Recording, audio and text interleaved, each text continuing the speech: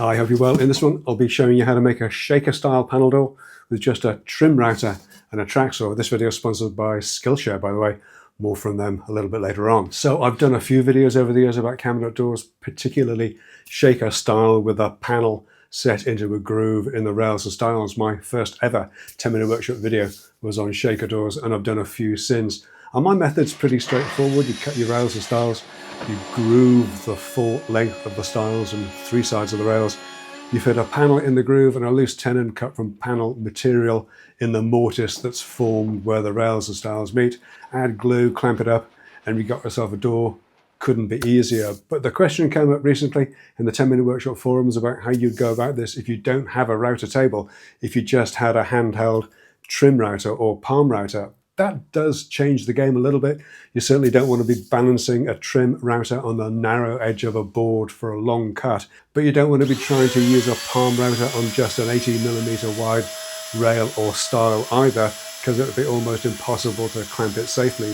But there is a way to do this, and it's just a matter of thinking about it a little bit differently. So instead of cutting the rails and stiles, then putting a groove in them, we can take a bigger piece of board, a third of a sheet or whatever this is, groove one edge of it, and then cut a strip off it for the rails and stiles to make our door from.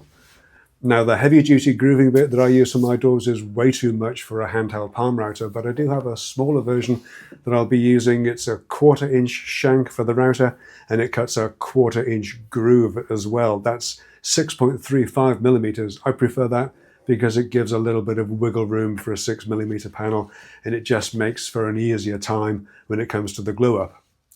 When you're bearing the base of a router on the face of a board to do edge work, fairly obviously you'll have less than half of that already small router base on the workpiece, and that can be a little bit uncomfortable, especially if you're new to routers, and particularly at the start of a cut where you need to come into it at a slight angle when you have just maybe a quarter of the base actually in contact.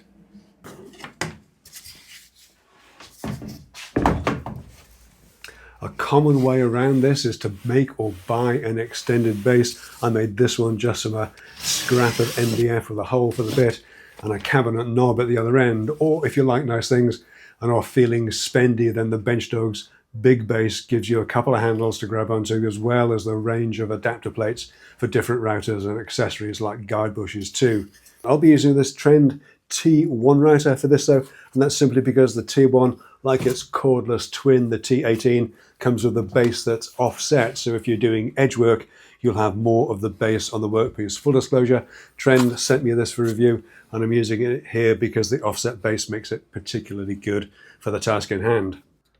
Now, one niggle that you will have using a grooving bit like this is that the dust collection won't be up to much, as all the waste is being expelled from the side.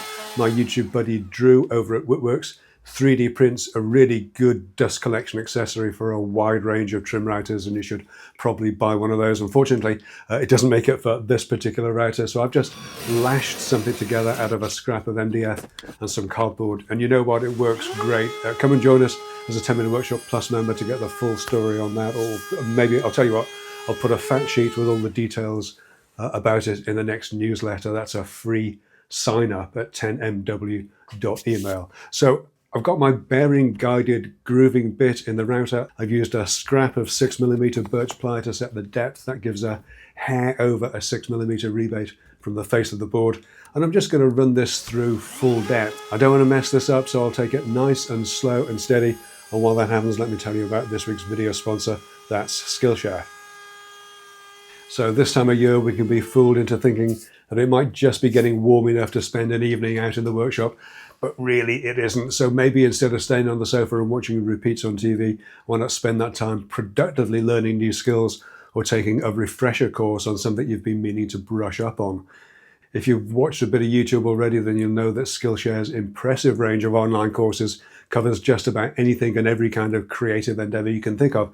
Video editing, cooking, graphic design, and yes, my personal favorite, 3D modeling CAD software. Now, while I have finally settled on Shaper 3D, a CAD package that makes sense to me, it's still been incredibly helpful to be able to take detailed courses. This one is Shaper 3D Create Your First Model by Nicholas Fogg, especially knowing that each course hasn't cost me anything extra.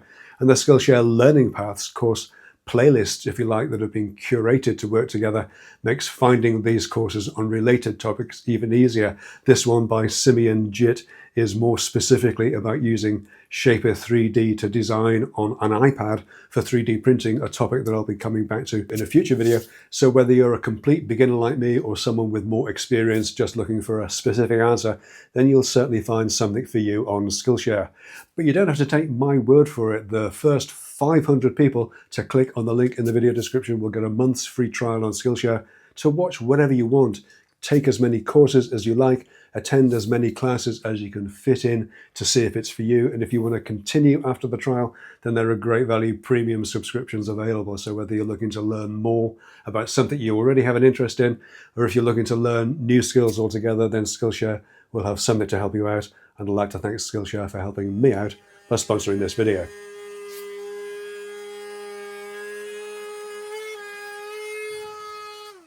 Okie dokie, that's a pretty nice even groove all along the board, no dramas or crises. By the way, not putting the groove in the center of this 22mm thick board means I'll have a rebate that's a little over 6mm on one edge and closer to 10mm on the other. That actually gives us more flexibility, more scope in how we use the door, and I'll explain more on that a little bit later on. But for now, I'm going to rip an 80mm wide strip off this. 80mm, a little over 3 inches, is a good starting point for rails and stiles on most cabinet doors. I've made thousands of doors, and most of them by far were 80mm wide rails and stiles. I'm just using this cordless tracksaw for the cut with just one 1400mm rail that I'll have to move along.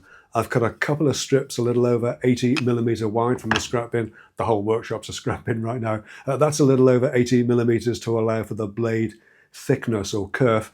And I'm using these to space the rail away from the edge, and then I can make the first cut.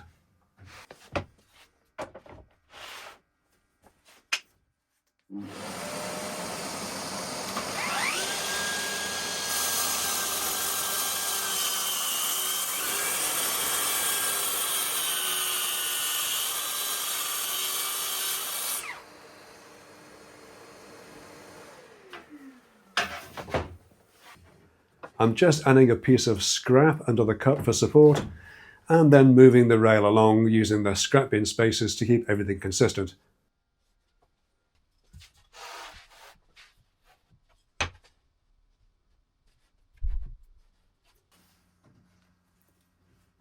And then finishing off the cut.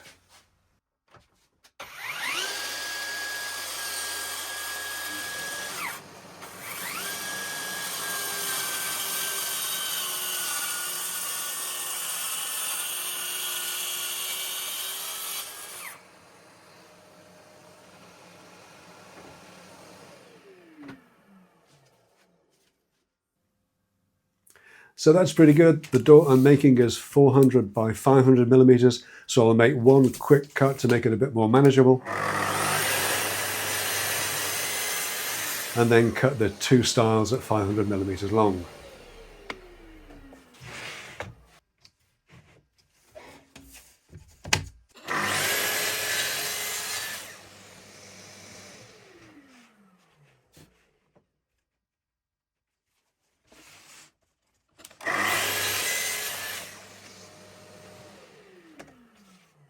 The rails need to be 400mm less the width of the two stiles, so that's easy to do, no measuring or marking needed.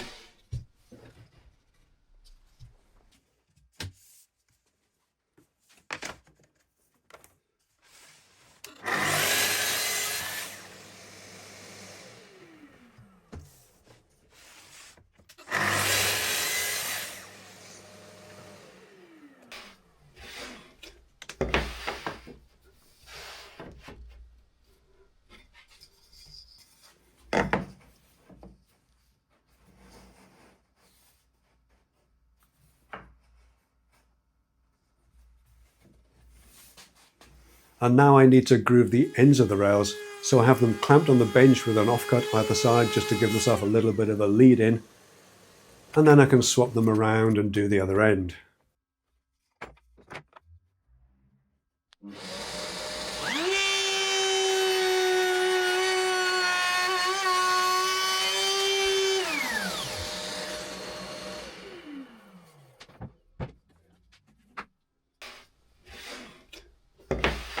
So that's our door frame, basically 500 by 400 millimeters. I'm going to cut the loose tenon for this from a piece of scrap from the panel material, and it needs to be a little less than twice the width of the groove. If the loose tenon is too loose, then as well as leaving unsightly gaps, it just won't be doing its job. And if it's too tight, then it may force the joint apart. And there we are, the Goldilocks of loose tenons, just right. Now the panel for the door needs to be the size of the internal frame, less twice the depth of the groove, so we can use our loose tenon to help measure the width.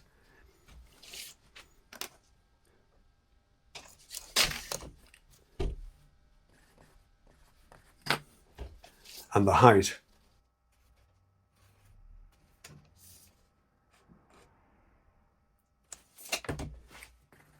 I'll take a millimeter off this, again, just to allow a little bit more wiggle room, and then I can get this cut.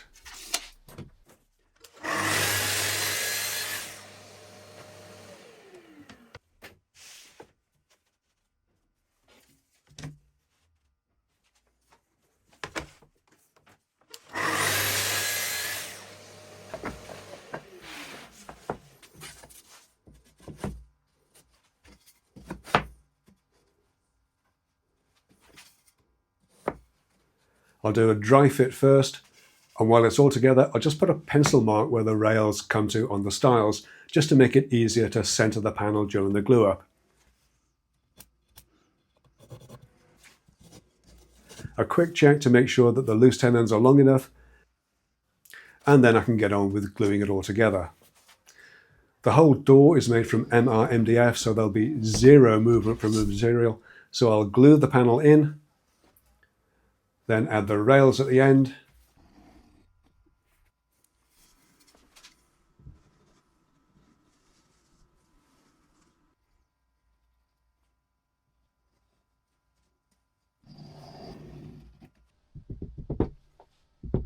and then the final stile. Add in the loose tenons with plenty of glue all around, and I can get it in clamps.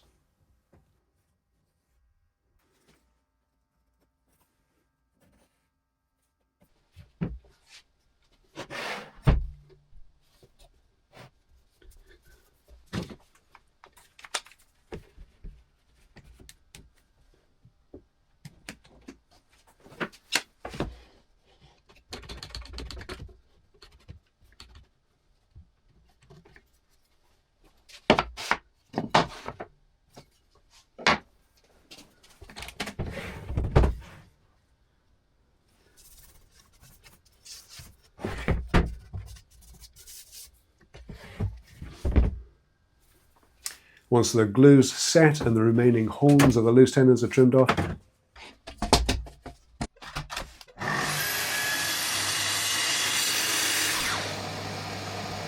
I can give it a quick sand over just to clean up any glue squeeze.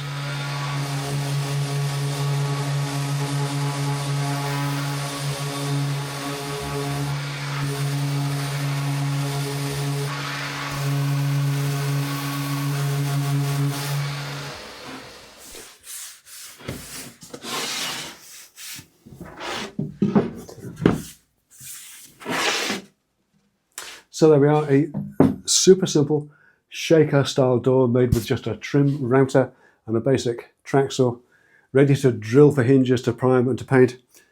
And I said earlier, I'd explained why I like to have one rebate deeper than the other.